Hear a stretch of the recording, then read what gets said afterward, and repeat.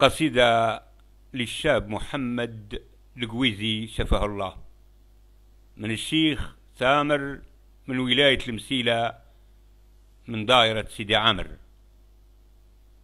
قناة الشروق ديما في الصعدة، حبك في قلوبنا زايد يمتان.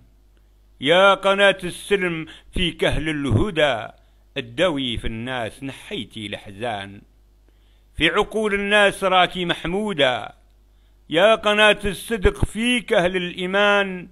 انت بنت الشعب عنا معدودة، محبوبة في كل جهة في الأوطان.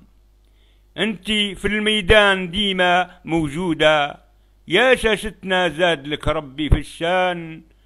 أقوالك في العلم راها مشهودة، اسمك يا شروق كل يوم يبان. عمالك الأحرار من أهل الجودة، ثقافتهم عالية فيها الألوان. حتى للمريض راكي مقصودة، يجيك المحتاج واللي هو غلبان. يبرى بإذن الله وتزول الكودة، بعد البؤس يعود بالصحة فرحان. النده في خاوتي واهل النجدة، عينوا اخوكم قبل فوات الاوان. هذا الشاب الزين من اهل المبدأ، القويزي شفتوه في الشاشة تعبان. خونا مؤمن راه يشكي من الكبدة، محمد معروف من اهل القرآن.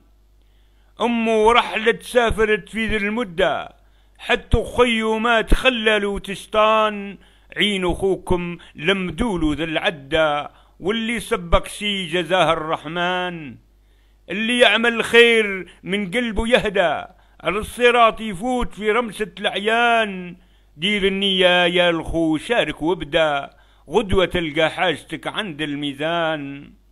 تتضعف كثير وتولي هدى، بيها تدخل جنتك ماكش خسران.